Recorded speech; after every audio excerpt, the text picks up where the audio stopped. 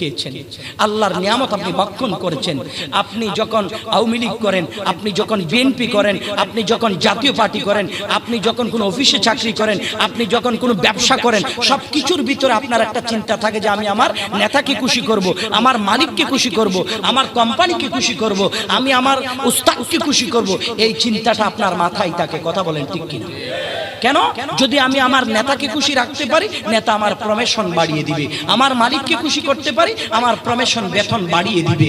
আমার যদি সমাজের কর্তাদেরকে খুশি রাখতে পারি, সমাজ আমাকে একটা ভালো পদে অবস্থান নিয়ে দিবে। তো দুনিয়ার জন্য এত বেশি চিন্তা, ঘুমে গেলেও আমি চিন্তা করি কালকে ডিউটি করে কেমনে মালিককে খুশি করব, রাস্তায় হাঁটলেও আমি চিন্তা করি আমার নেতাকে কিভাবে খুশি করব।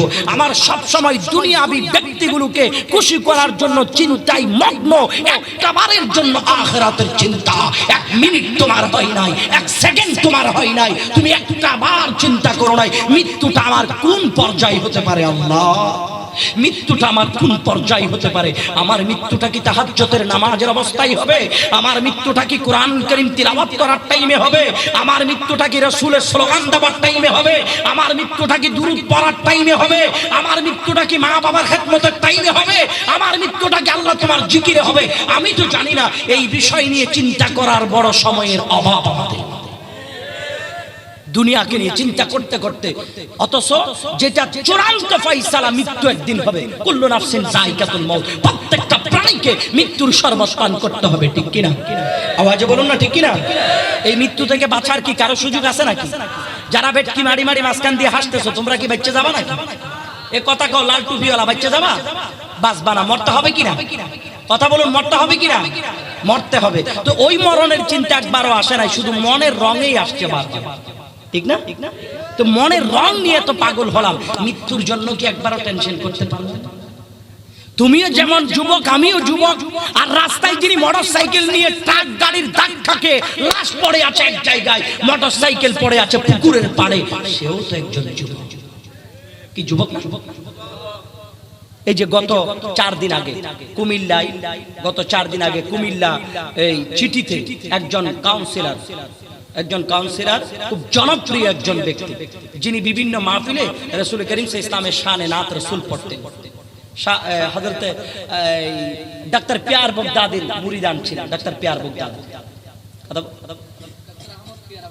ডাক্তার আহমদ পিয়ারা বগদাদির মুরিদান ছিলেন তিনি।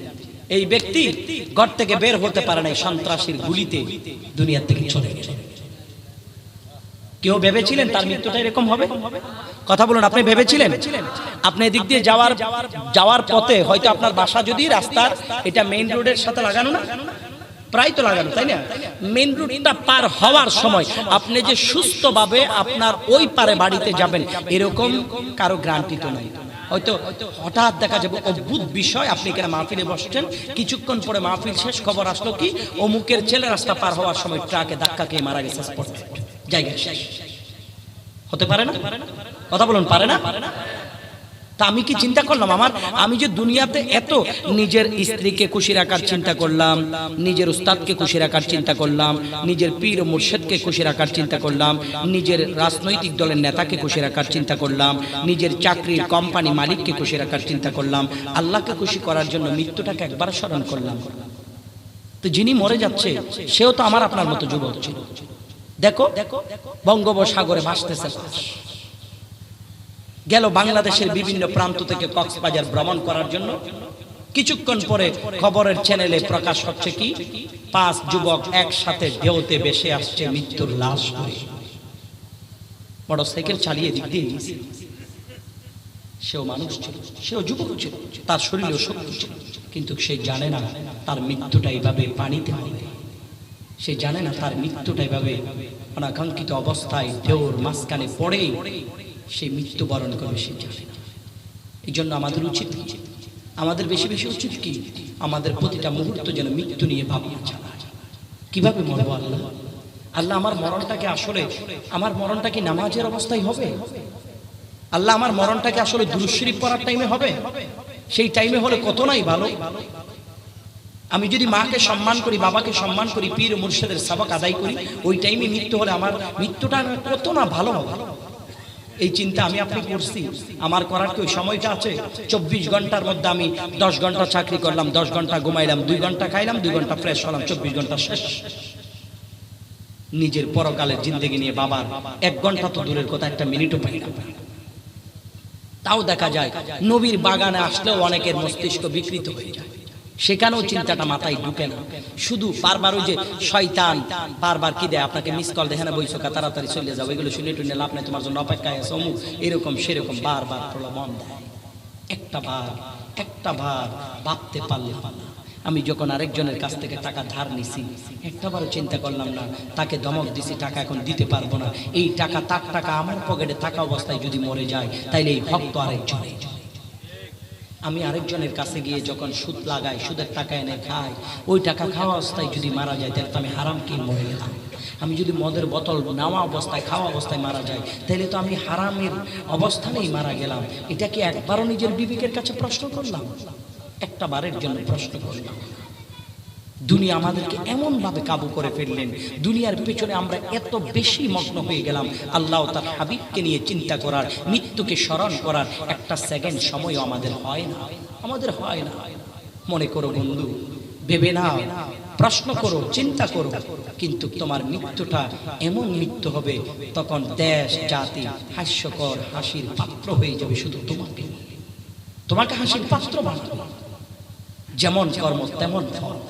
জিন্দেগি দেখলাম কোনোদিন আল্লাহর কথা, রসুলের কথা, ওলিদের কথা, মা বাবার কথা, দিন ধর্মের কথা জাবানে কোনোদিন শুনি নাই। আজকে সেই কর্মের ফল দেখেছি। ঠিক সেভাবে মৃত্যু হলো কুকুরের কামড়ানি খেয়ে, না হয় মানুষের লাথি খেয়ে, না হয় সন্ত্রাসীর গুলি খেয়ে, না হয় পানিতে ডুবে, না হয় গাড়ি অ্যাক্সিডেন্টে, না হয় আগুনে পুড়ে।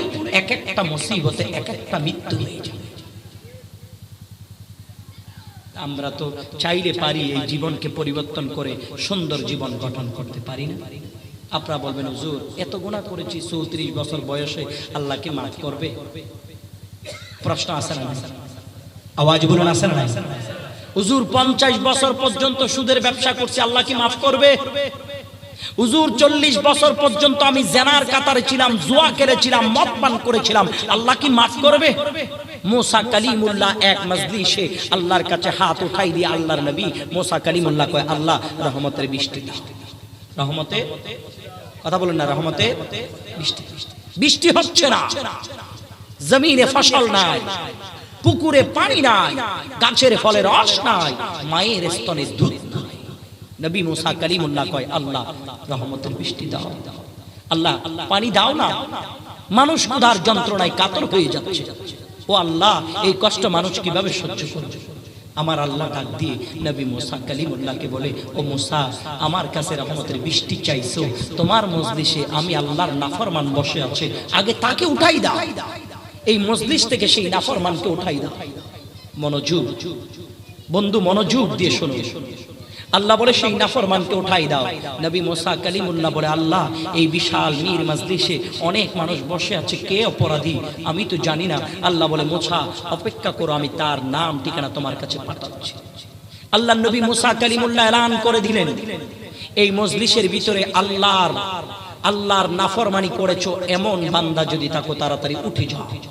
কিছুক্ষণ পরে তার নাম ধরে ডাকা হবে, তাড়াতাড়ি উঠে যাও। নবী মুসা কালিমুল্লাহ এলান করলেন শ্রোতা মণ্ডলীর উদ্দেশ্যে।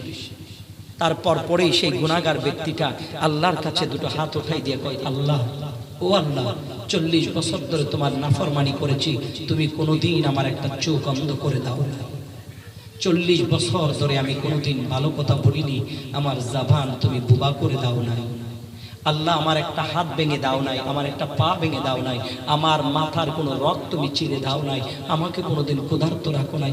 আল্লাহ, তুমি যদি 40 বছর যদি আমার সেই আমি জালিমের জুলুম যদি তুমি সহ্য করতে পারো, আল্লাহ গো, আমি তোমার দরবারে ফরিয়াদ জানাই, তোমার নবুয়তের নবী মুসা কালিমুল্লাহ এতগুলো হাজার হাজার মানুষের সামনে আমার নাম ধরে আমাকে বেইজ্জত করবে, আমি লাঞ্ছিত হয়ে যাব, আমি চিহ্নিত হয়ে যাব, মানুষের কাছে হাসি ঠাট্টার পাত্র হয়ে যাব।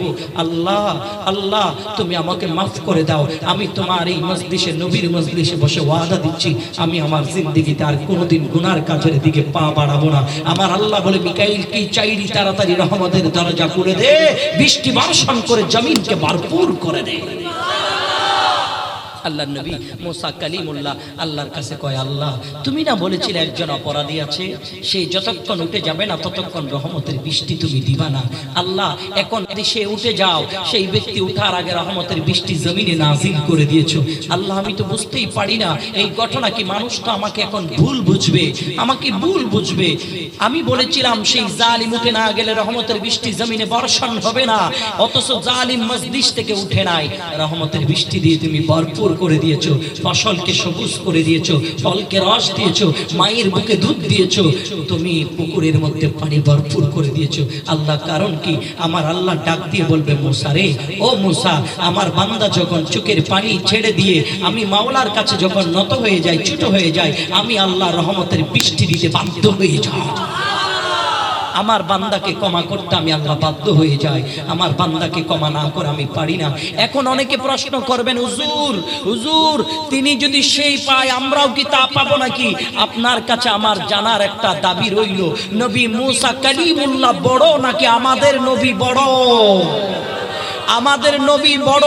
যদি মুসা নবীর উম্মত যদি এত বড় পাপী হয়ে আল্লাহর কাছে ছোট হয়ে যদি ক্ষমা চাইতে পারে, আল্লাহ তুমি মাফ করে দাও, আল্লাহ যদি সেই মুসা নবীর উম্মতের চোখের পানি যদি মাওলার দরবারে কবুল হয়, নবী মুস্তাফার উম্মত যদি নবীর বাগানে বসে যদি তাওবা করো, আল্লাহ আমি বুঝি নাই, আল্লাহ আমি জানি না, আল্লাহ আমি অপরাধ করেছি, পৃথিবীর মানুষ আমাকে হাজী হিসেবে জানতো, আমাকে মসজিদের সভাপতি হিসেবে জানতো, আমাকে বড় মাওলানা হিসেবে জানতো, আমাকে বড় গাজী হিসেবে জানতো, আমি বুঝতে পারি নাই। এত অপরাধ করার পরও আল্লাহ তুমি আমাকে এক সেকেন্ডের জন্য বেইজ্জত করো নাই। তোমার হাবিব, যেই হাবিবের নামে পাকের উসিলায় আদম নবী বেঁচে গেলেন, ওই হাবিবে পাকের ইজ্জতের কসম দিয়ে আল্লাহ তোমার কাছে দোহাই চাই, আমি গুনাহগারকে তুমি মাফ করে দাও। আমার আল্লাহ মাফ করতে পারে না? আমার আল্লাহ মাফ করতে পারে না? আমার রসুলের উম্মত যখন নিজেকে ছোট করে আল্লাহর কাছে চাইবে, আমার আল্লাহ বলবে আমার হাবিবের উম্মতের জন্যই তো আমি পাগল।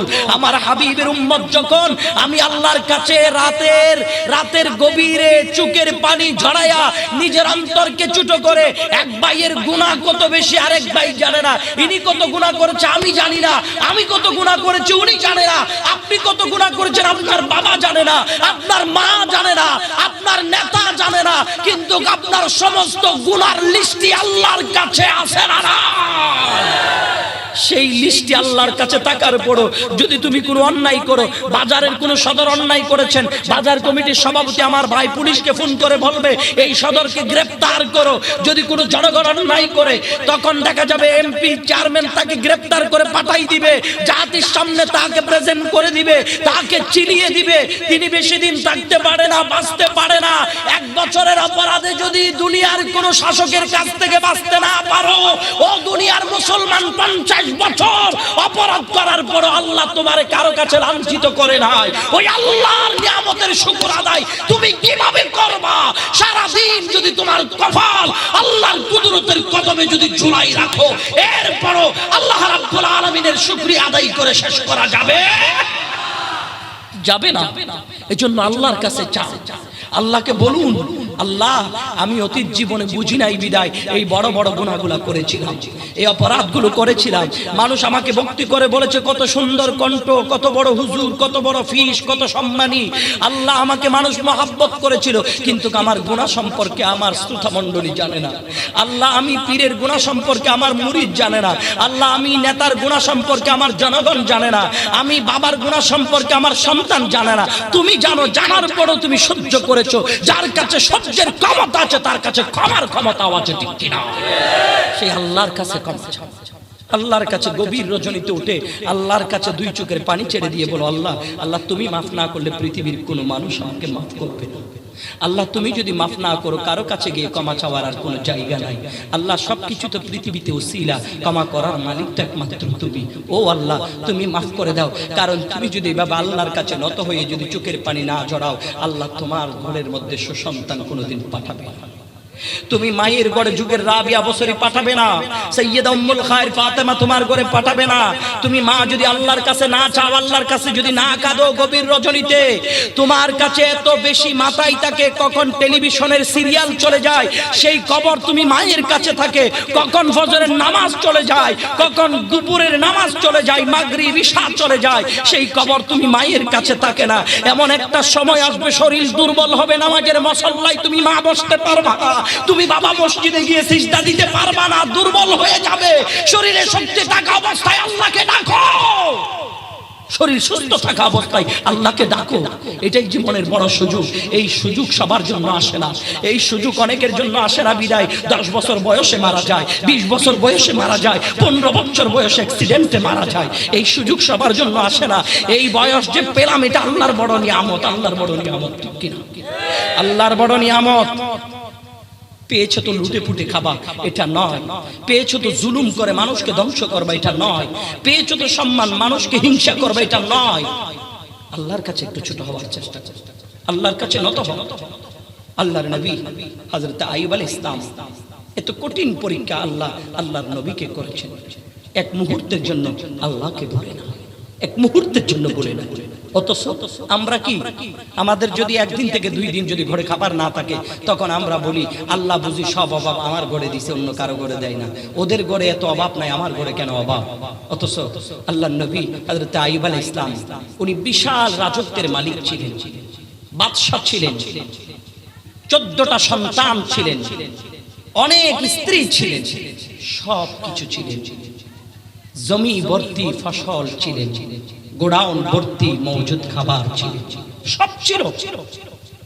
আল্লাহ তাআলা চাচ্ছেন আল্লাহর বন্ধুকে পরীক্ষা করবেন। সুবহানাল্লাহ। আল্লাহ চাচ্ছেন আল্লাহর বন্ধুকে পরীক্ষা করবেন। একটু মনোযোগ দিয়ে শুনুন বাবা। অনেক রাত, এত রাতে শুধু শুধু সময় নষ্ট করে লাভ নাই, একটু 2-1 মিনিট শুনেন না ভাই। আল্লাহ পরীক্ষা করবেন। শয়তান গিয়ে বলে আল্লাহ তোমার নবীকে তো তুমি নবুয়তি দিয়েছো, বাদশাহী দিয়েছো, সন্তান দিয়েছো, স্ত্রী দিয়েছো, গোডাউন ভর্তি খাবার দিয়েছো, মাঠ ভর্তি ফসল দিয়েছো, তার তো আর কোনো চিন্তাই নাই, তোমাকে তো ডাকবেই। শয়তান বলে, আল্লাহ বলে না, আমার আইয়ুবের কাছে কিছু না থাকলেও আমি আল্লাহকে এক মুহূর্তের জন্য আমার আইয়ুব বলবে না। সুবহানাল্লাহ। হঠাৎ করে কৃষক এসে আল্লাহর নবী আইয়ুব আলাইহিস সালামকে বললেন, ও আল্লাহর নবী গো, আপনার বিশাল ফসল এক ধরনের পোকা এসে সব ফসল নষ্ট করে দিয়েছে, একটা ফসল নাই। এই কথা বলার পরে আল্লাহর নবীর জবানে শব্দ বের হলো কি জানেননি? আলহামদুলিল্লাহ। আল্লাহু আকবার। আল্লাহর নবীর জবানে শব্দ ছিল আলহামদুলিল্লাহ। আল্লাহর প্রেমে ব্যয় করতে পারবো। হঠাৎ করে দেখা যায় আইয়ুব নবীর শরীরের মধ্যে এমন ভাবে টোসা পড়া শুরু হলো, ও বাজান, আইয়ুব নবীর শরীরের মধ্যে টোসা পড়া শুরু হলো, শরীরের মধ্যে তাপ বেড়ে যায়, শরীরের মধ্যে টোসা পড়ে যায়। বাজান এমন অবস্থা, শরীর থেকে পচা গন্ধ বের হয়ে যাচ্ছে, বিবিরা ঘর ছেড়ে চলে যাচ্ছেন। এক বিবি আরেক বিবিরে কয়, এই রোগা মানুষটার সাথে থাকলে বোধহয় আমরাও বাঁচবো না, আমরাও চলে যাই। এখানে একটা জিনিস বুঝে নিবেন, নেককার স্ত্রী যারা, আল্লাহওয়ালা স্ত্রী যারা, তারা হাজার মুসিবত স্বামীর উপর আসার পরও প্রাণের স্বামীকে ছেড়ে দিয়া 1 সেকেন্ডের জন্য চলে যায় না, ঠিক কিনা? এই বিবির একজন আরেকজনকে বলে, ঘরের মাঝখানে পার্টিশন দিয়ে দাও, ঘরের মাঝখানে পার্টিশন দিয়ে দাও। আল্লাহর নবী আইয়ুব আলাইহিস সালামের সাথে যিনি, তাকে রাহমা, হযরত রাহমা, ইনি নবীর সাথে থাকেন। ওই রাহমাকে বলে রহিমা, গ্রামের মানুষ যাকে রহিমা কয়। আল্লাহর নবী আইয়ুব আলাইহিস সালামের বিবিকে বাকি বিবিরা বলে, আমাদের কোনো থালা প্লেট, আমাদের কোনো আসবাবপত্র তুমি ব্যবহার করিও না, কারণ তুমি তোমার রোগা স্বামীর সেবা করো। ওই হাত যদি এই জিনিসগুলোর সাথে যদি লেগে যায়, জীবাণু আমাদের শরীরেও আসতে পারে, আমাদের কোনো আসবাবপত্র তুমি ব্যবহার করিও না। শোনেন মুসলমান, এত পরীক্ষা আল্লাহ তাআলা আল্লাহর নবী আইয়ুব আলাইহিস সালামকে করেছেন। 1 সেকেন্ডের জন্য আল্লাহর নবী আমার মহান আল্লাহরে ভুলে না। ওই বিবিরা চলে গেলেন, এবার শহরের মানুষগুলা, ইবলিস শয়তান শহরের মানুষগুলারে কয়, এই শহরের মানুষেরা তোদের এই আইয়ুবের শরীরে যেই রোগ আসলো, ওই রোগ যদি একজন অপরজনের কাছে যদি ছড়িয়ে যায়, শহরের কোনো মানুষ বাঁচবে না। যদি বাঁচতে চাও তাড়াতাড়ি আইয়ুবরে শহর থেকে বের করে দাও। বাজানি মুহূর্তে সব শহরের লোকগুলা এসে আইয়ুব নবীর ঘরে এসে আইয়ুব নবীর বিবিরে কয়, রহিমা তোমার স্বামীরে নিয়ে সূর্য ওঠার আগে তুমি চলে যাবা, সূর্য ওঠার আগে চলে যাবা। ওনার শরীরের রোগ ব্যাধি যদি এই সমাজে শহরে যদি ছড়িয়ে পড়ে, একটা মানুষও বাঁচবে না। ওই রোগীরে নিয়ে তোমরা এখানে আর থাকবা না, তুমি চলে যাবা। এখন লোকজন যাওয়ার পরে নবী আইয়ুব আলাইহিস সালামের বিবি চোখের পানি ছেড়ে দিয়ে আল্লাহর দরবারে কেঁদে কয়, আল্লাহ এত কঠিন সময় তোমার বন্ধুরে নিয়ে আমার প্রাণের স্বামীরে নিয়ে আমি কই যাব? এই কঠিন সময় কই যাব? আইয়ুব নবীর শরীরের মধ্যে ধরার মতো অবস্থা নাই, যেদিকে ধরে ওদিকে চামড়া সুদ্ধা উঠে যাবে, এই অবস্থা পুরা শরীরের মধ্যে পছন্দ ধরলো। ও মুসলমান, শরীরে কত শক্তি থাকার পরও একটা বার আল্লাহর ঘর মসজিদে গিয়া কপালটা ঝুলাইলাম না। আইয়ুব নবীর এত মুসিবত হওয়ার পরও আমার দয়াল আল্লাহরে এক নিঃশ্বাসের জন্য তিনি ভুলে না। আমার বাজান আমার আল্লাহরে ভুলে নাই। আবার শহরের মানুষগুলো এসে কয়, রহিমা যদি আগামী কালকে যদি তোমার স্বামী আইয়ুবরে নিয়া শহর যদি ছেড়ে না দাও, তাহলে তোমাকে লাঞ্ছিত করা হবে। আমার বাজান এমন টাইমে সব লোকজন চলে যাওয়ার পরে হযরত রহিমা আল্লাহর কাছে কয়, আল্লাহ আমি এই মুহূর্তে কি করব? আমার তো আর কোনো রাস্তা নাই। কোন প্রকার একটা চাদরের মধ্যে নিয়া আল্লাহর নবীর নিয়া রহিমা একটা গ্রামের মধ্যে চলে গেলেন। ইবলিস শয়তান ওই গ্রামের মানুষকেও ধোঁকা দেওয়া শুরু করলেন। গ্রামের মানুষগুলারে গিয়া কয়, শহর থেকে তোদের গ্রামে এক রোগী আসছে, যার রোগ যদি ছড়িয়ে পড়ে পুরা গ্রামের একটা মানুষ তোরা বাঁচবি না। আমার বাজান এই কথা বলার পরে লোকজন চিন্তা করলেন, ঠিক আছে মানুষটার এখানে যদি রাখা হয় তাইলে গ্রামের মানুষের অবস্থা খুব খারাপ হয়ে যাবে। আমার বাজান হযরত রহিমাকে গ্রামের মানুষগুলো কয়, তুমি এখান থেকে চলে যাও, এই রোগা মানুষটার এখানে নিয়ে থাকবা না। আমরা চাই না তোমার একজন রোগা স্বামীর কারণে পুরা গ্রামের মানুষগুলি দলে দলে মারা যাক, এটা আমরা চাই না। তাড়াতাড়ি বের হয়ে যাও। আল্লাহর নবীর নিয়া হযরত রহিমা আমার বাজান বিশাল জঙ্গলের ভিতরে চলে গেলেন। জঙ্গলের ভিতরে যাওয়ার পরে ভাইজান আমার, ও আমার পর্দানশীল আম্মা জান রে, মা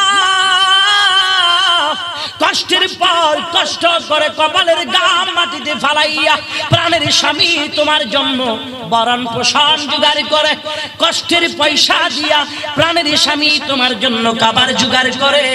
ওই স্বামীকে 2 পয়সার পাত্তা অনেক স্ত্রীরা দিতে পারে না। স্বামীর কষ্ট কত বেশি এই জিনিস স্বামী ছাড়া আর কেউ বুঝবে না। আমার এই ধরনের কোন মা যদি স্বামীকে হেয় প্রতিপন্ন করো, মা ভালো করে শোনো। হযরত রহিমা আমার বাজান জঙ্গলের ভিতর চলে গেলেন। কোন রকম জঙ্গলের ভিতরে আল্লাহর নবী হযরত আইয়ুব আলাইহিস সালামের রাইকা আমার বাজান এখন ওই মহিলা নবীর বিবি যা কটা টাকা পয়সা ছিল এগুলো দিয়ে কিছু কিছু খাবার এনে আল্লাহর নবীকে খাবার খাওয়ায়। টাকা পয়সা শেষ হয়ে গেছে। বিবি আবার প্রাণের স্বামীরে কই, স্বামীরে যা টাকা পয়সা মজুদ ছিল সব টাকা পয়সা গুলো শেষ হয়ে গেল, এখন তো আর কোনো টাকা পয়সা নাই, কি করব? স্বামী আপনি যদি অনুমতি দেন আমি মানুষের বাড়িতে চাকরানি হব, এরপরও আপনি স্বামীর জন্য আমার সাধ্য মোতাবেক আমি কাবার জোগাড় করব প্রাণের স্বামীর, আমি আপনারে কষ্ট পাইতে দিতে চাই না। আমার বাজান প্রাণের স্বামী হযরতে আইয়ুব আলাইহিস সালাম অনুমতি দিয়েছেন।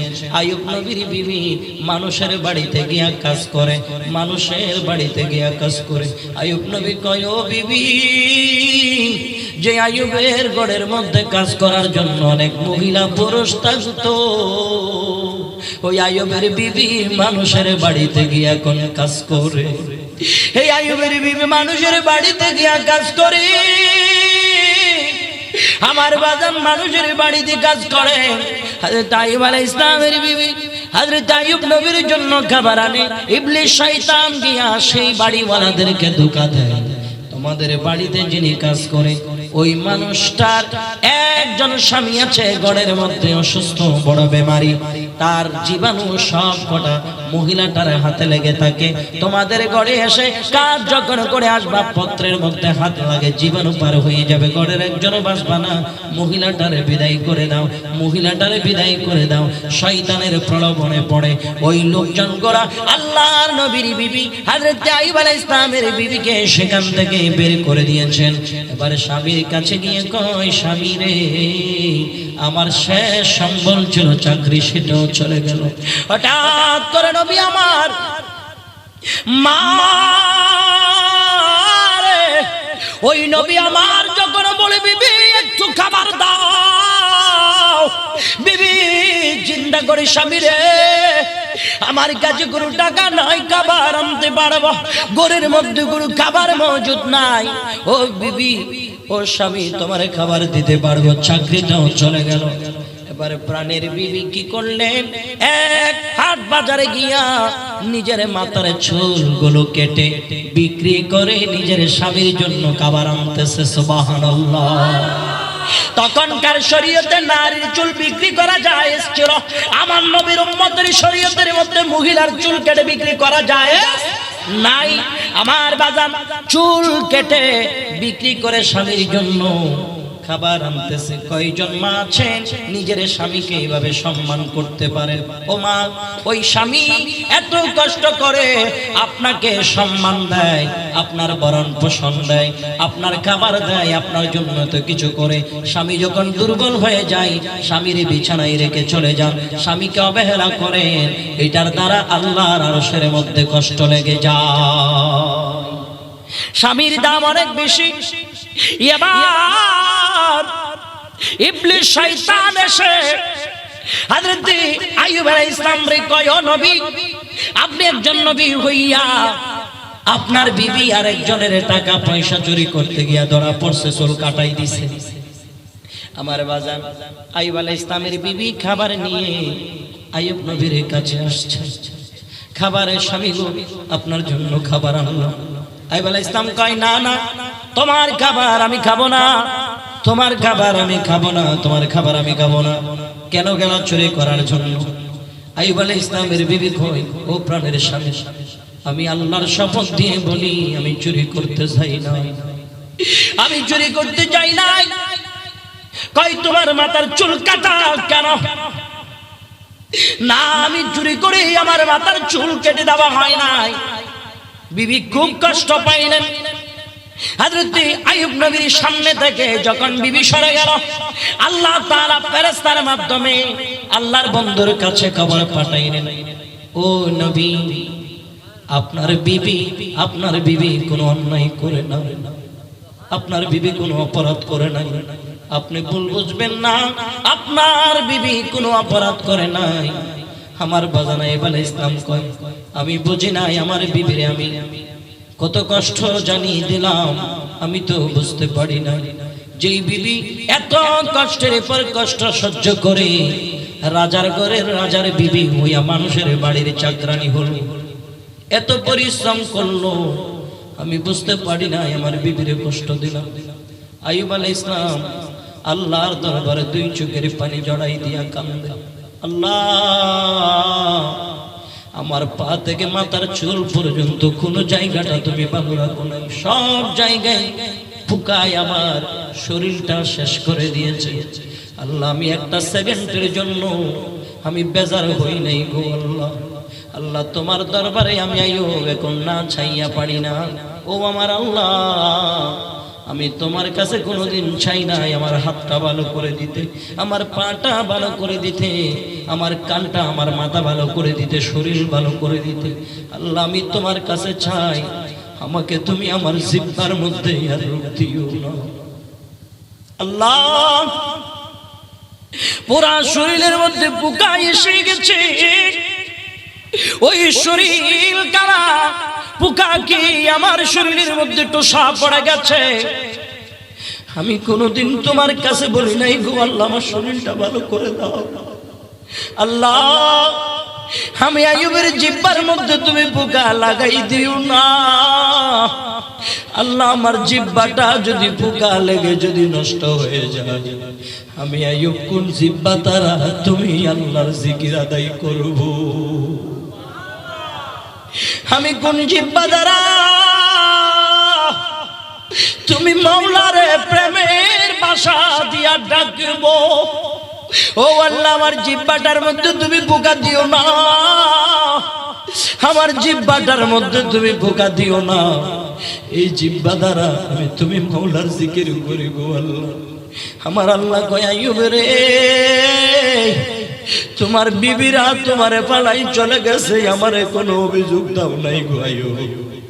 তোমার গোডাউনের মাল আগুনে পড়ে ছাই হয়ে গেছে, আমার কাছ থেকে মাল চাও না। আইয়ুব বিশাল জমিনের ফসল আমি আল্লাহ পরীক্ষার জন্য নষ্ট করে দিলাম। আইয়ুব তুমি তোমার ফসল ফিরাইয়া চাও নাই, তোমার 14টা সন্তান বিল্ডিং এর মধ্যে পড়তে গিয়া বিল্ডিং ভেঙে 14টা সন্তান বিল্ডিং এর দামা চাপা পড়ে মারা গেছে। আইয়ুব তুমি কোনো দুঃখ প্রকাশ করো নাই। আইয়ুব রে তোমার বাদশাহী আমি আল্লাহ কেড়ে নিলাম, আমার কাছে তুমি আইয়ুব বাদশাহী খোঁজো নাই। ও আইয়ুব তোমার শরীরটা পচে মাংসগুলি জড়ে জড়ে পড়তেছে, তুমি তোমার শরীরের মায়া করো নাই। আইয়ুবে দুঃখ পড়ে আমি আল্লাহর কাছে তোমার জিহ্বার জন্য বললাম। মুসলমান ও নবীর প্রেমিক বলির গোলামেরা, এই জিহ্বা দ্বারা কত নারীর সাথে কথা বলি, এই জিহ্বা দ্বারা কত শালীন গান গাই। সারাদিন যদি একটু ক্যালকুলেশন করি, আমার জিহ্বা দিয়া কটা বার আমার আল্লাহরে ডাকছি, কটা বার আমি তাহাজ্জুদের নামাজে বসে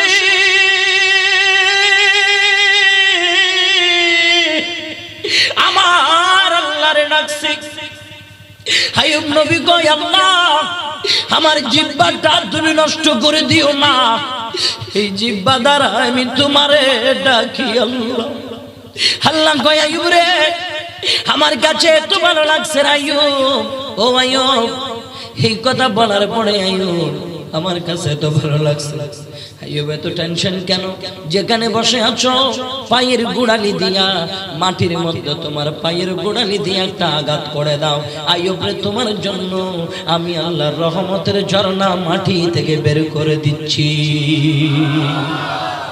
আল্লাহর নবী ওই মাটির মধ্যে যখন পা দিয়ে আঘাত করলেন, রহমতের ঝর্ণা শুরু হয়ে গেল।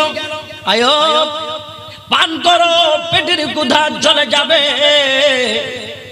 ভাইজান ঘরে খাবার নাই, ব্যবসার মধ্যে বরকত নাই, কোন ধরনের অভাব অনটন তোমার ছাড়ে না। আমার আল্লাহরে শুধু ডাক দিয়া কও, আল্লাহ তুমি তো আমার জানটা ছিনিয়ে নিয়ে যাও নাই, এখনো তো আমার যৌবন আছে। আল্লাহ এখনো আমার জিহ্বা আছে, আমার জিহ্বাটা ভালো রাখো, এই জিহ্বা দ্বারা যেন তোমারে ডাকতে পারি। আল্লাহ জিহ্বার মধ্যে তুমি কোনো ধরনের রোগ দিও না। যদি এই জিহ্বার মধ্যে কোনো রোগ দাও তোমারে আর ডাকতে পারবো না। আল্লাহ তোমারে এমন ভাবে কবুল করবে, দুনিয়া আখিরাতের বাদশা বানাই দিবেন কে? এবার আমার আল্লাহ কয় আইয়ুব রে ওখান থেকে পানি নিয়ে শরীরের উপর ডালো। ও আইয়ুব রে এত রোগের শরীর ছিল, একটা রোগও আমি রাখবো না।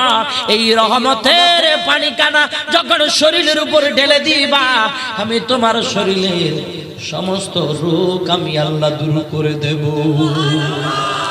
আমার বাজান ওই পানি দিয়া যখন আল্লাহর নবী গোসল করেছেন, আইয়ুব আলাইহিস সালামের সমস্ত শরীর কানা রোগ মুক্তি হয়ে এত সুন্দর হয়ে গেল, বিবি এসে প্রাণের স্বামীরে চিনতেছে না, এমন রোগা স্বামী রেখে গেলাম, এসে দেখি এত সুঠাম দেহের অধিকারী, সুন্দর চেহারার অধিকারী, এত সুন্দর কেমনে হলো? আল্লাহ চাইলে পারে কি পারে না? আওয়াজে বলুন পারে কিনা? বাজার এটা আল্লাহর পরীক্ষা, এটা আল্লাহর পরীক্ষা। এই পরীক্ষায় কে ধৈর্য ধারণ করতে পারো জানি না, আল্লাহর পরীক্ষায় সবর করো।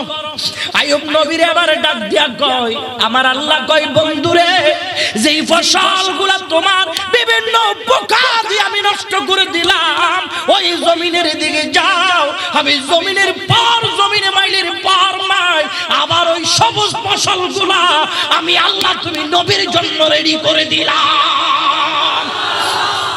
আইয়ুব রে, তুমি দেখেছিলা তোমার গোডাউনের মজুদ মালগুলো পুরো ছাই করে দিয়েছিলাম, আমি মাল নিয়ে আমি আল্লাহ তুমি আইয়ুবরে পরীক্ষা করছি। আইয়ুব, এতগুলো মাল পড়ে যাওয়ার পরও তুমি বেজার হও না আইয়ুব। আমরা তো 1 টাকা থেকে 10 টাকা যদি চলে যায় হাই হুতাশ করে আমার আল্লাহর বিরুদ্ধে, দ্বীনের বিরুদ্ধে, ধর্মের বিরুদ্ধেও বলি। আইয়ুব রে, এত বিশাল গোডাউনের মাল পুরো ছাই করে দেওয়ার পরও তুমি বেজার হও নাই, আমি আল্লাহর শুকরিয়া আদায় করেছো। আইয়ুব, তুমি গিয়া দেখো তোমার গোডাউনের একটা মালও নড়বড় হয় নাই, সমস্ত মালগুলা আমি আবার রেডি করে দিলাম। আইয়ুব, তোমার যেই 14টা সন্তান ভবনের দামা চাপা পড়ে পড়তে গিয়ে শাহাদাত বরণ করলো, একটা ছেলে যদি মারা যায়, দিন ধর্ম ভুলে যায়, 2 জন মারা গেলে আরো নাই, এভাবে সমস্ত ছেলে যদি চলে যায়, আমরা আল্লাহর দ্বীন থেকে পিছনে ফিরে আসি। আমার বন্ধুগণ, আইয়ুব নবীর 14টা সন্তান চলে যাওয়ার পর আইয়ুব নবী বলেছিলেন, আলহামদুলিল্লাহ, এই সন্তান থাকলে তাদের জন্য সময় ব্যয় করা লাগতো, এখন তো আর আমার ব্যয় করা লাগবে না, আমি এই বাকি সময়গুলো আমার আল্লাহরে ডাকবো। আল্লাহ কয়, আইয়ুব রে, এই সন্তান যাওয়ার পর তুমি আমারে বলো নাই, আমি তোমার উপরে তো খুশি হলাম। আইয়ুব, তোমার 14টা ছেলের নাম ধরে ধরে আইয়ুব তুমি ডাক দাও, তোমার ছেলেগুলো জীবিত হইয়া তুমি আইয়ুবের কোলে আমি আল্লাহ ফিরাই দেব। আইয়ুব, তুমি তোমার রাজা বাদশাহী তুমি হারাইছিলা, আইয়ুব যাও, তোমার জন্য রাজ সিংহাসন আমি আল্লাহ আবার রেডি করে দিলাম। ও আইয়ুব রে, আমি আল্লাহর প্রেমে তুমি এত কিছু কুরবান দিলা, আমি আল্লাহ তো তোমারে আর না দিয়া পারি না। লাইন শাকারতুম লাযীদান্নাকুম ওয়া লাইন কাফারতুম ইন্না আযাবী লাশাদীদ। আল্লাহর নিয়ামত পেয়ে যদি কেউ শুকরগুজার করে, আল্লাহ কয় নিয়ামত আরো বাড়াই দেই। যেরকম সুবহানাল্লাহ। কি নিয়ামত পেয়েছেন? শুধু কি দালান নিয়ামত? শুধু কি বিল্ডিং নিয়ামত? টাকা পয়সা নিয়ামত? ধন দৌলত নিয়ামত? আমার ক্ষমতা নিয়ামত নয়? নয়। 1 সেকেন্ড আল্লাহর জমিনে তুমি বেঁচে আছো, 1 সেকেন্ড তুমি বেঁচে আছো, একটা নিঃশ্বাস নাও আরেকটা নিঃশ্বাস নিচ্ছ, এটার চেয়ে বড় নিয়ামত আল্লাহর জমিনে আল্লাহর পক্ষ থেকে বান্দার জন্য আর কিছু হতে পারে না। এই একটা নিঃশ্বাস নেওয়ার জন্য তুমি মানুষটা যখন রোগী হয়ে যাও, আইসিইউতে ঢুকাই নাই, এই বাংলাদেশের চট্টগ্রামের এসআরএম গ্রুপের মালিক মাসুদ সাহেবের ভাই করোনায় আক্রান্ত হলো, আইসিইউর মধ্যে ঢুকাই, লক্ষ লক্ষ টাকা বিল উঠতেছে ভাই বাংলার দামি হাসপাতালে, একটা নিঃশ্বাস যেন ভালো মতো নিতে পারে লাখ টাকা ব্যয় করতে হয়। তুমি আর আমি আল্লাহর জমিনে একটা নিঃশ্বাস ফালাই আর নেই, এটার জন্য আল্লাহর কোনো খাজানা পরিশোধ করলাম না। কিসের শুকরিয়া আদায় করবা? আদায় করে তো শেষ করতে পারবা না। তোমার যে হাত দিয়েছেন, এই 2 হাতের কতটা পয়েন্টে কতটা বিয়ারিং লাগাইছে, এই যে যন্ত্র দেখেন ক্যামেরা যে স্ট্যান্ডে বসাইলো, কটা দিন পরে দেখা যায় কবজির মধ্যে জামার এসে যায়, চেঞ্জ করতে হয়, ফালাই দিতে হয়। এই যে হাত এত সুন্দর প্রতিটা পয়েন্টে পয়েন্টে আল্লাহর কুদরতের দেওয়া বিয়ারিং, যেখানে তেল দেওয়া লাগে না, মোবিল দেওয়া লাগে না, প্রত্যেকটা জিনিস সেকেন্ডে সেকেন্ডে এক একটা কাজের জন্য এক এক ধরনের ব্যবহার হয়। কাউকে দমক দিতে হলে আঙ্গুলটা রটের মতো শক্ত হয়, মাল এবং বাজারের তলি ধরতে হলে কোটা হয়ে যায়, বাতের মুষ্টিতে হাত দিতে হলে লোকমা দিতে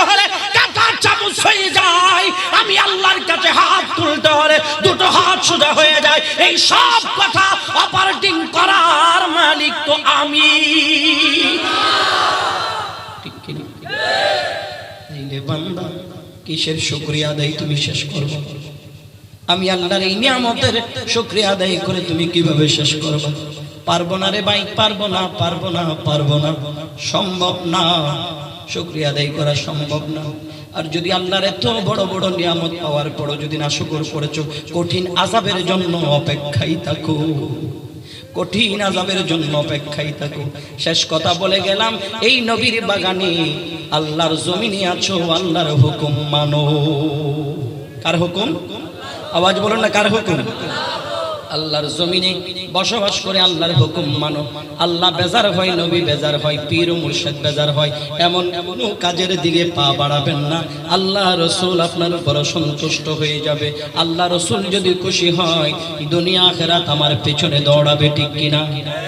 আল্লাহ আমাদেরকে হেফাজত করুক, আমিন। আর একটু মহব্বত বলুন আমিন।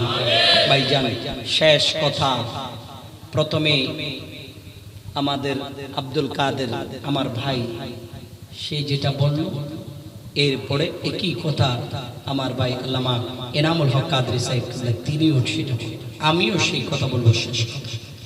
শেষ কথা হলো মা বাবা, এর বাহিরে কোনো কথা নাই। হাসরের মাঠে এক হাজিকে উঠাবে, হাজির হজের আমল খুলবে। 50 বার 70 বার হজ করেছে, একটা আমল আল্লাহর দরবারে কবুল। কথা বলুন, একটা আমল আল্লাহর দরবারে কবুল হয় নাই। তখন তিনি চিন্তা করবে, কেউ হজ করলাম, একটাও তো কবুল হইল না। লাখ টাকা ব্যয় করে হজে যায়, হজ কবুল হয়েছে, গ্যারান্টি দিতে পারবেন? আরেকজনকে ওঠাইছে, তার আমল নামা করলো, দেখা যায় লক্ষ লক্ষ হজের আমল, সুবহানাল্লাহ, লক্ষ লক্ষ হজের আমল।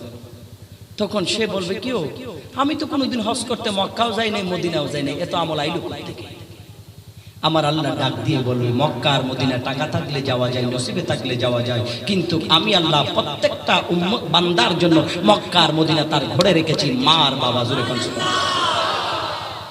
সেই মা আর বাবার দিকে যখন মায়ার নজরে প্রতি সেকেন্ডে সেকেন্ডে তাকাও, এক একটা সেকেন্ডে এক একটা নজরে এক একটা দেখায়, আমি আল্লাহ এক একটা কবুল হজের সওয়াব তুমি বান্দার আমল নামার মধ্যে দিয়ে আমলের কাঠটি ভরপুর করে দিবে। এই শেষ কথা। শুরু থেকে উদ্দেশ্য একটাই ছিল, সেটা হচ্ছে আমরা আল্লাহ রাসূল বেজার হই এমন কাজ যেন আমরা না করি। সবকিছু এসে গেছে, রাসূল যেভাবে খুশি হয় আমাদের জীবনটা ওভাবেই গঠন করি, আল্লাহ যেভাবে খুশি হয় আমাদের জীবনটা ওভাবেই গঠন করি।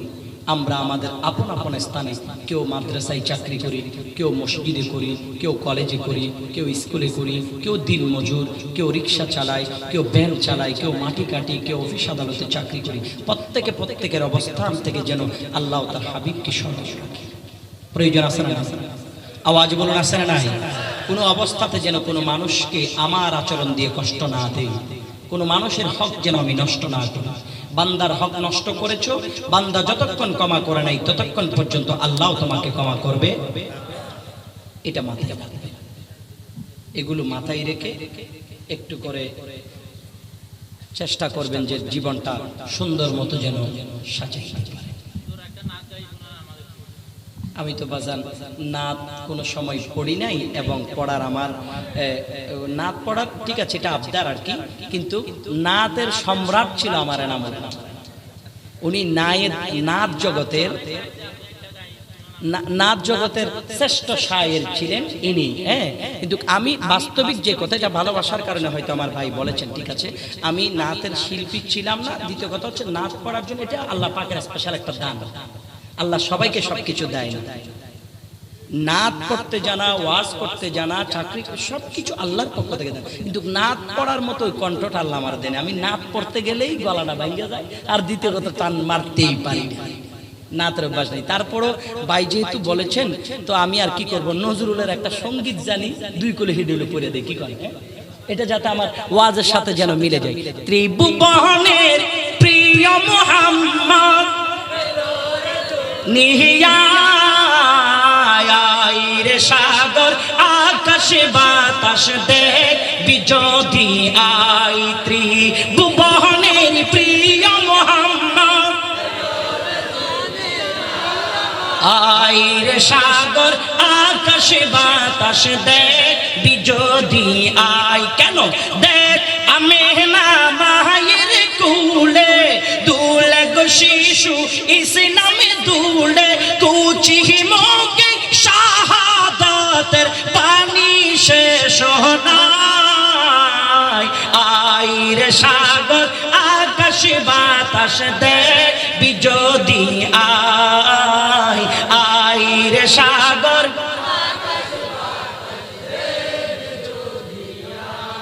ভাইয়ের আবদার রক্ষা করলাম আর কি, আমি তো পারি না, এটুকু পারি বললাম। এটাও আলোচনার সাথে মিশে গেল। কি হলো? ত্রিভুবনের প্রিয় মোহাম্মদ এলো রে দুনিয়ায়, পৃথিবীর মোল্লা মুন্সি বুঝে নাই, বুঝেছেন কবি কাজী নজরুল। দেখো কে মোহাম্মদ এসেছে আমিনার কুলে, যার কুচি জবানে কালমার মিশনের দাওয়াত চলে। ওই পৃথিবীর মানব কুল দেখো না, নূর ওয়ালা আয়া হে, নূর লেकर आया है, सारे आलम में देखो कैसा नूर छाया है। নূর নিয়ে এসেছেন জিকির। এখন তো আবার আরেকটা আইছে, জিকির আগামী বছর তাহেরিরে দিয়ে করাবেন, কারণ জিকিরের জন্য ওরাই পারফেক্ট। এরা 1 ঘন্টা ওয়াজে কমসে কম 40 মিনিট জিকির করতে পারে, যথেষ্ট। কিন্তু আমি জিকিরের বিরুদ্ধে না, এটা আল্লাহর জিকিরের বিরুদ্ধে কথা বলার কোনো সুযোগ নাই। ওরা যথেষ্ট ভালো পারে জিকির, তার আমরা এত বেশি জিকির এটাই আর কি। এতক্ষণ করলাম এটাই তো আল্লাহর জিকির, লা ইলাহা ইল্লাল্লাহ, এটা আল্লাহর জিকির। তবে ওয়াজে আসছে কিছু শোনার জন্য, জিকির করে যদি 2 ঘন্টা কাটাই দিলে তো ওয়াজে কি শুনবে মানুষ? কথা বলেন ঠিক কিনা? হ্যাঁ, জিকির করতে হবে, জিকির করতে হবে না এমন না। জিকির করার জন্য স্পেশাল কিছু জায়গা আছে, সময় আছে। সাধারণ মানুষে জানার 2টো জায়গা, যেমন যারা মাদ্রাসায় পড়েছেন ওনারা টিচারের কাছ থেকে দরস নিয়েছেন, শিখেছেন। যেমন আপনার 40 বছরের একজন ভাই, উনি মাদ্রাসায় পড়ে নাই কিংবা শরীয়ত সম্পর্কে কিছু জানে না, এই বয়সে কি তিনি কি মাদ্রাসায় গিয়ে আর পড়তে পারবে? পারবে না। তাইলে ওনার শিকার 2টো জায়গা, একটা হলো মসজিদে খুতবা শুক্রবারে, আর একটা হলো মিলাদুন নবীর স্টেজ, ঠিক কি না? এই 2 জায়গা থেকে তিনি সারা শরীয়ত সম্পর্কে, দ্বীন ধর্ম সম্পর্কে, আল্লাহ তার হাবিবের আজমত তাজিম মুহাব্বত সম্পর্কে জানার 2টো জায়গা। একটা হলো মসজিদের মিম্বার খুতবা, আরেকটা হচ্ছে স্টেজে প্যান্ডেলে ওয়াজের আলোচনা। এই 2টোর মাধ্যমে মানুষ কিছু জানার সুযোগ পায়। এখানে এসে যদি তাহাজ্জুদের জিকির এখানেই করে ফেলি, তাইলে তাহাজ্জুদ বললাম নাকি মানুষকে নসিহত করব? হ্যাঁ, এখানে হ্যাঁ করা যাবে, 2 মিনিট করা যায়, কিন্তু যদি একেবারে 40 মিনিটেই যদি জিকির করি, তবে আমি জিকিরের বিরুদ্ধে না। আমাদের বিশেষ করে আমি হবিগঞ্জের মানুষ, হ্যাঁ, আমাদের ওইদিকে ব্রাহ্মণবাড়িয়ার দিকে দেখা যায় অনেক ভাই আছে জিকির করে, করো, কিন্তু ভাই জিকির এমন বিকৃত অবস্থায় না, হুক্কা হাক্কা, এটা কি কোনো জিকির? এগুলোর দ্বারা তো মানুষ প্রশ্নবিদ্ধ। স্পষ্টভাবে প্রেম ভালোবাসা নিয়ে আল্লাহর জিকির করুন। লা ইলাহা ইল্লাল্লাহ, লা ইলাহা ইল্লাল্লাহ, লা ইলাহা ইল্লাল্লাহ, লা ইলাহা ইল্লাল্লাহু মুহাম্মাদুর রাসূলুল্লাহ সাল্লাল্লাহু আলাইহি ওয়াসাল্লাম করতেই পারে। কারণ এখন আমার রং দিতে জানে না, ওয়াজ কে শুনবে? আমি ওয়াজ করলাম, রং দিতে জানি না, কে শুনবে?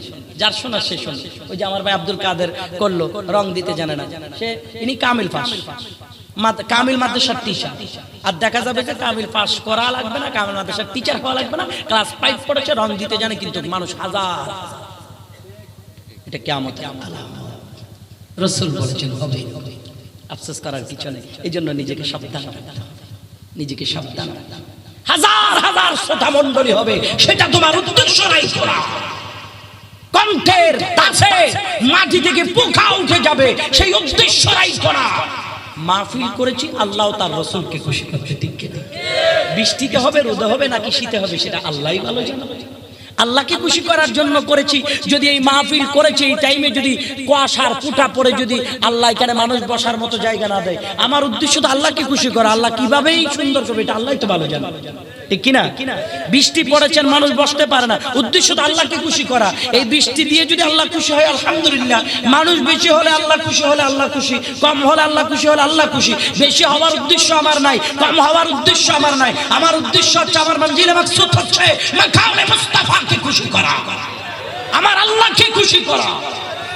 কত মানুষ হয়ে যাবে, এটা আমার উদ্দেশ্য না। উদ্দেশ্য থাকতে হবে আমার ওয়াজ যেন একজন মানুষ হলেও যেন হেদায়েতের রাস্তা খুঁজে পায়। লক্ষ্য থাকতে হবে আমার প্রত্যেকটা মানুষের কাছে এই লক্ষ্য। প্রত্যেকটা আলোচক বলেন, শ্রোতা মণ্ডলী বলেন, প্রত্যেকের নিয়ত থাকতে হবে এই জায়গায় কথাটা যেন হেদায়েতের পক্ষে যায়, রঙের পক্ষে যেন না যায়। কারণ রং আর ঢং করে মানুষকে হাসাইতে পারবো, মিষ্টি মধু দিতে পারবো, হাসরের মাঠে প্রত্যেকটা রং ঢঙের জবাব আমাকেই দিতে হবে। কি হবে না? কথা বলেন না, হবে না? তো সেদিন বুঝবেন তো কার কত হিসাব হচ্ছে। যাক, আজকে আর এত বেশি হিসাব বাড়াইয়া লাভ নাই, হিসাব এখানেই শেষ। রাইতের 2টা। হ্যাঁ, কোথায়? ও আচ্ছা আচ্ছা আচ্ছা, মাহবুব সাহেবের বাড়ি ওখানে, ওই যে ওখানে ওখানে ওই দিক দিয়ে পৌরসভা নেতা ওখানে ইনশাল্লাহ 2 তারিখ ওখানে আসবো। তো না সমস্যা নাই, আওয়ামী লীগ সরকার হোক, কফিলুদ্দিন সরকার হোক, আমি আমি আমি আমি বিরোধী দল গেলে হয়, আমার সুযোগটা আমার জন্য থাকলে যেই সরকার আসবে আসবে, আমার ওইদিকে দেখার উদ্দেশ্য আমার নাই। কফিলুদ্দিন সরকার ইনি সুন্নি জামাতের একজন আলেম, উনি আসবেন, ভালো আলেম হিসেবে ভালো, উনিও আসবেন। আমি গুনাহগার, আমরা ওনার ছাত্র সমতুল্য না, আমরা অনেক ছোট, আমি গুনাহগারও আসবো ইনশাল্লাহ। 2 তারিখ নাকি এখানে হাজিপাড়া পৌরসভার ওখানে আসবো ইনশাল্লাহ। ওখানে বাকি আলোচনা হবে। তবে এখানে আর আলোচনার বাড়াবো না, যেহেতু রাইতের 2টা আর সামনের দিকে না গিয়ে আমরা এখানে ইতি টেনে দেই ইনশাল্লাহ। আগামীকালকে জুমা আছে, এখানে খতিব কিন্তু 3টা খতিব। আপনারা না পড়লে কোনো সমস্যা নেই, আপনাদের ধরার কেউ নাই। ওনারা না পড়াইলে কিন্তু আমরা না পারিলে পিঠের সামরা সুযোগ করে ফেলাইলি, কথা বুঝবার পেরেছে? আসুন আমরা সব কিছু মেনে বুঝে নিজের জীবনকে সুন্দরভাবে গঠন করে আল্লাহর হাবিবকে তাজিমের সহিত সালামি পেশ করি। ইয়া নবী